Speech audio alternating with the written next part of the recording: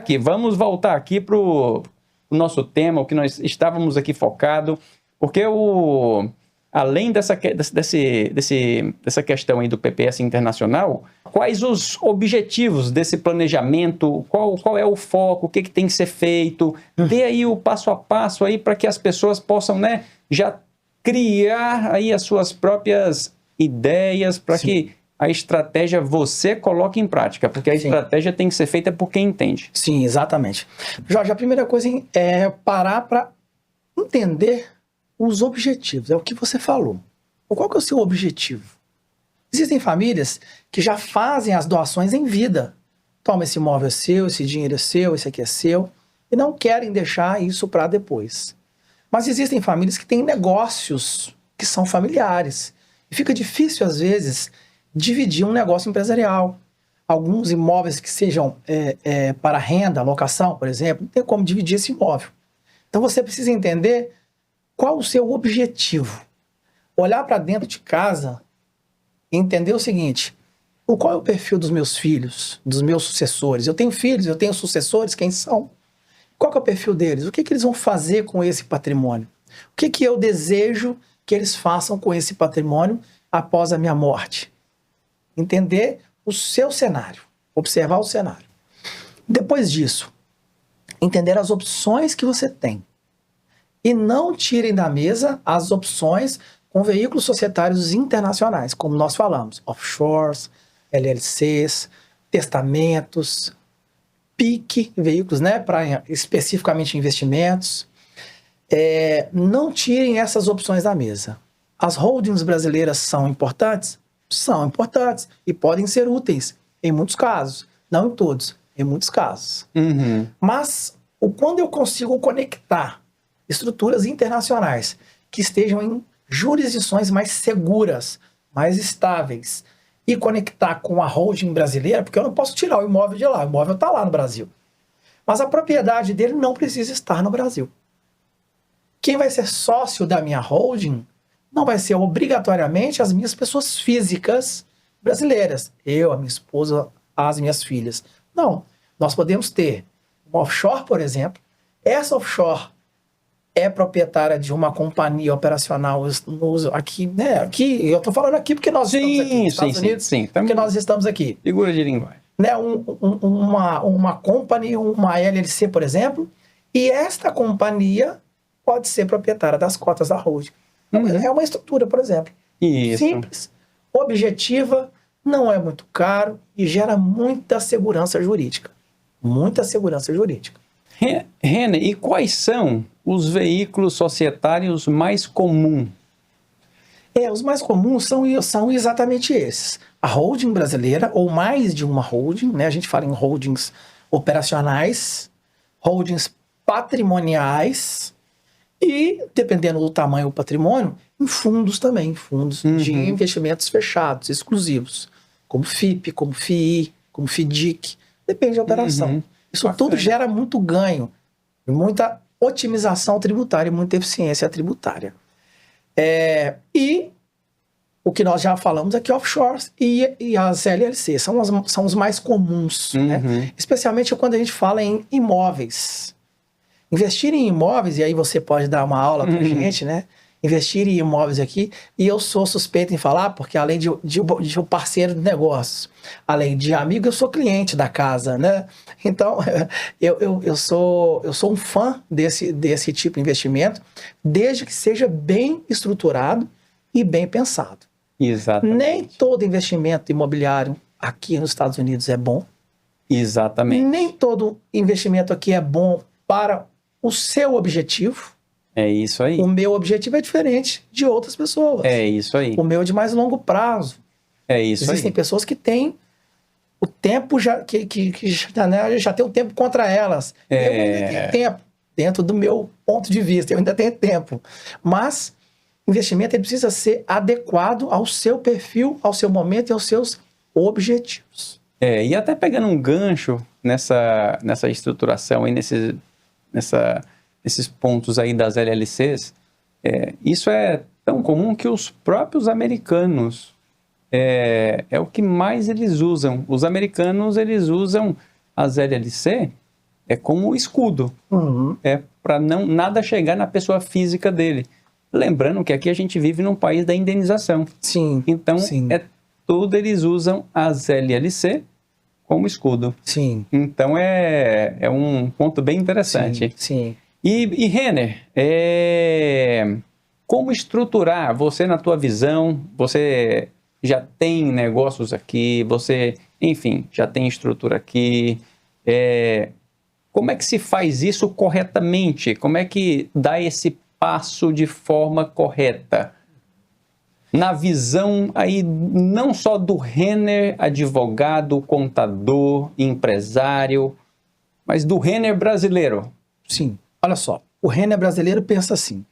A primeira coisa, nós temos que ter lastros de dados, informações, o patrimônio. O patrimônio precisa ser lastreado. As coisas precisam ser bem documentadas. Segunda coisa, entenda o seu cenário e entenda os seus objetivos. E por fim, esteja bem assessorado. Não caia em armadilhas.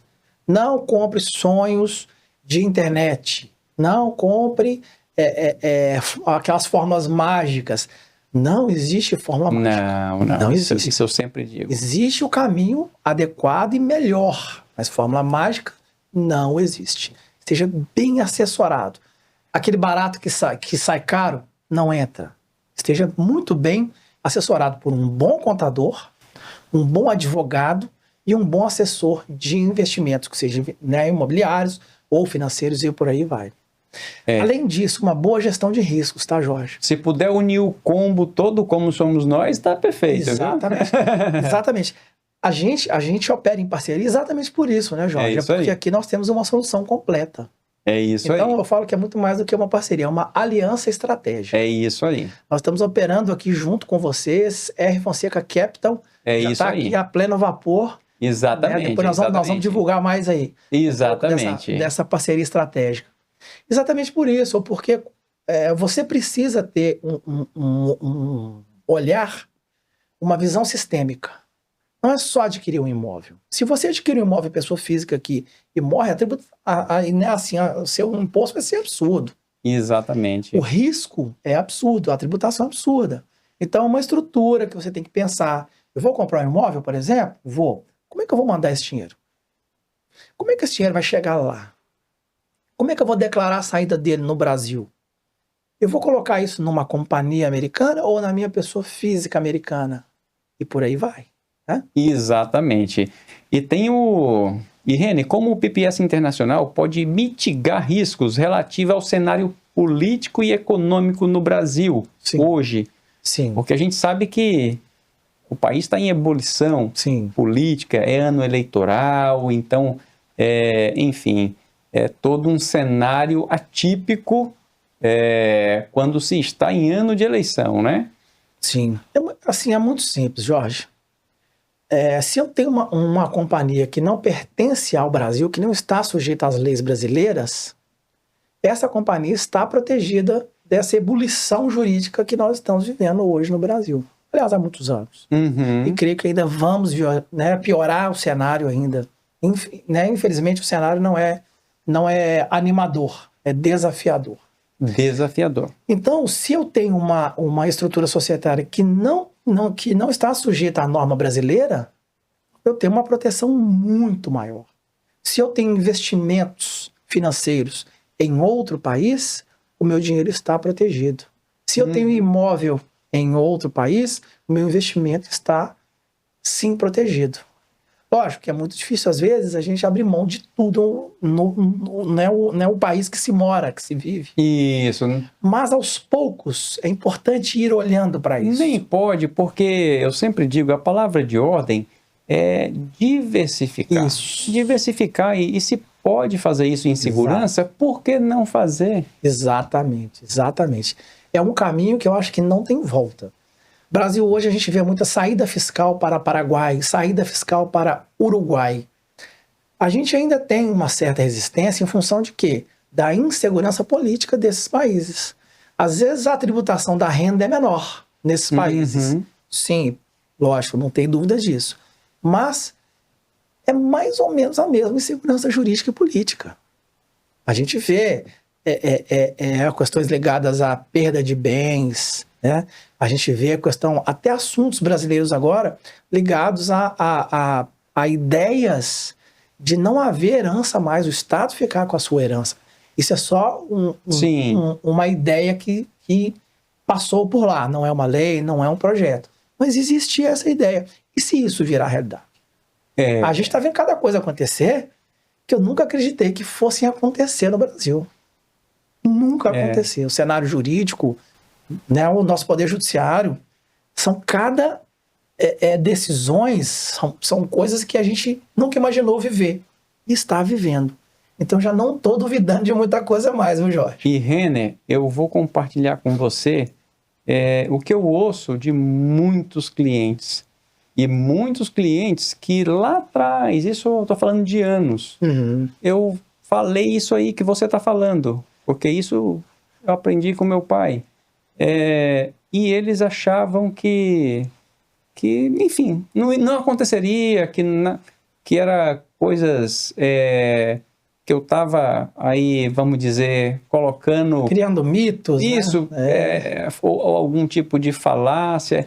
E hoje nós temos aqui, isso é até engraçado, nós temos aqui boa parte do nosso staff sobrecarregado porque pessoas que poderiam ter tomado a iniciativa lá atrás e não tomaram, chegaram todos no mesmo momento. E aí paciência, é aquele primeiro que chega é o primeiro que sai. Então, às vezes tem clientes que já deveriam ter as suas LLC há muito tempo, mas eles deixaram tudo para fazer no último minuto do segundo tempo. E querem para ontem. E aí eu até brinco, eu falo, olha, nós não fazemos mágica, a gente trabalha, isso não é nós que emitimos documento, é o governo. E o governo, ele tem um tempo dele. Então, assim, é o primeiro que chega lá, o primeiro file que chega é o primeiro que sai, e vice-versa, assim, e assim é que segue. É como o IRS, nós estamos com uma demanda tão grande de pedido do EIN number, que é o CNPJ, que o IRS, em tempos normais, vamos falar assim, em tempos normais, o IRS, ele emite um EIN number, a gente recebe pelo correio em 30 dias no máximo. Hoje está levando 3 meses. Olha só. Então, assim, isso quer dizer que o número de gente fazendo esse pedido nem dobrou, quadruplicou. E o IRS, ele não contrata funcionário extra só porque deu esse boom aqui, não. Ele continua no mesmo passo a passo dele de todos os dias. Aí é onde está o problema, é deixar tudo para a última hora. E isso aí o brasileiro é bom de fazer, né? Deixa sempre para a última hora. Né, Jorge, completando a sua fala, hoje é possível fazer isso. Ou seja, o brasileiro ter aqui uma companhia, investimento, etc. E se no futuro não for mais possível? Porque ninguém sabe o que vai acontecer. Ninguém sabe, não é? Ninguém sabe. E se isso não for possível no futuro? Ou for mais difícil de fazer? Ou for mais caro fazer? Falo caro em termos de taxas e impostos. Então, não vale a pena correr esse risco. Não vale a pena correr esse risco. Não vale. Assim, as taxas, eu até concordo que talvez para frente, como houve reajuste na questão de visto e alguns protocolos que dá-se entrada aí na imigração, houve reajuste sim ao longo dos anos. Mas, assim, a questão, assim, do modus operandi do estrangeiro poder ter aqui o seu, vamos dizer, o seu investimento, a sua empresa, não pode trabalhar, mas ele pode ter a empresa. Isso eu já não acredito que mude, porque a nossa Constituição nunca mudou. Então, a nossa Constituição, ela é um livro sagrado. Então, eu não acredito muito que isso aconteça. Agora que taxas, isso pode ser reajustáveis, isso é normal. Ou regras mais rígidas, né? Isso, e alguma outra regra. Aí não vale a pena correr o risco, né? E Renner, para a gente encerrar, eu queria saber as vantagens oferecidas pelos Estados Unidos, na sua visão, para a atração de detentores de patrimônio, assim, na tua visão, como, não só como brasileiro, mas como advogado, contador, qual é a vantagem que os Estados Unidos hoje oferece para esse público? Segurança jurídica e simplificação, basicamente. Em duas palavras assim, rápidas. Né? Boa. Duas características rápidas. Adorei aí a tua colocação. Segurança jurídica por quê? Porque a regra aqui é clara. Você entra numa companhia, uma regra, uma norma que ela é clara e ela não muda. Não tem mudança no meio do caminho. Não tem nada escondido. As coisas são muito claras. É transparente. Então isso gera segurança. As coisas são tão claras e objetivas que as pessoas pensam que é mentira. Que é uma mentira. É uma transparência absurda. Né? Então o primeiro ponto é esse. Se você sabe que você vai fazer um investimento, que vai ter o retorno tal, que o imóvel é assim, que o processo é esse, vai ser daquela forma como foi combinado. Ponto. Essa é a principal vantagem que eu vejo. E as coisas aqui são muito simples. São muito simples. Uma companhia, por exemplo, é uma pergunta que nós mais ouvimos, né, Jorge?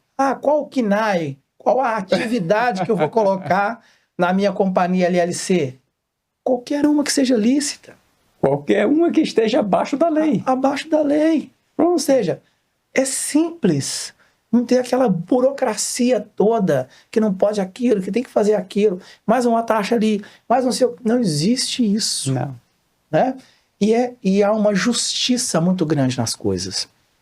As despesas que eu incorro para ter uma empresa, né, a parte operacional, são despesas da empresa.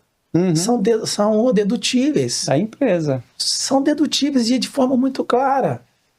Então, se você estiver muito bem assessorado, como eu falei lá atrás, um bom advogado, um bom contador, um bom assessor de investimentos, em qualquer esfera de investimento, você vai ver que é muito simples o que tem que ser feito. Aí a pessoa vai se arrepender por que não fez antes. Eu sou prova disso. Por que demorou tanto? Reni, meu irmão, muito obrigado. Eu só quero lhe agradecer aí de coração por aceitar esse convite, vir enriquecer aqui o JMC Hub Podcast com seu conhecimento. Você é um baluarte, você merece todo o nosso respeito, porque não só conhece, porém eu tenho um ditado que eu sempre digo: primeiro você tem que mostrar, para depois você querer ajudar alguém. Esse aqui, ele não só mostrou do que veio fazer aqui, como ele lidera com exemplo. Ele mostra primeiro, depois ele fala o caminho. Então esse aí para mim, esse é o bom líder, aquele que primeiro faz e depois dá as coordenadas. Então, muito obrigado. Eu fico feliz de caminhar ao seu lado e agradeço e deixo aí um espaço para você fazer as considerações finais. Obrigado, Jorge. Obrigado. Prazer imenso estar aqui de novo, né? Acho que hoje aqui a gente trouxe informações úteis, valiosas e mostrando o seguinte: é possível botar um pé no seu patrimônio fora do país, é possível você ter investimentos fora sem abrir mão do que você tem no Brasil. É possível que você se valha desses mecanismos lícitos, acessíveis, para que no futuro você não se arrependa. Então, obrigado, eu estou aqui à disposição, sempre uma honra estar aqui com vocês. E eu vou até deixar uma ressalva aqui: o Reni vai ter que voltar mais vezes, nós vamos ter que criar aí um método de ter mais contato com ele. Uma linha direta. Porque esses assuntos aqui, ele só deu um briefing. Sim. Mas isso aqui tem muitas entrelinhas. Sim. E eu já vou deixar aqui o convite lançado para nós tirarmos pouco a pouco as entrelinhas, para deixar todo mundo esclarecido. Muito bom, convite aceito. Porque esse é o nosso papel. O nosso papel aqui é levar informação. Agora, o que vocês vão fazer com ela, aí é problema seu. Muito bom, meu amigo. Obrigado. Obrigado, querido. Valeu. Abração. Obrigado.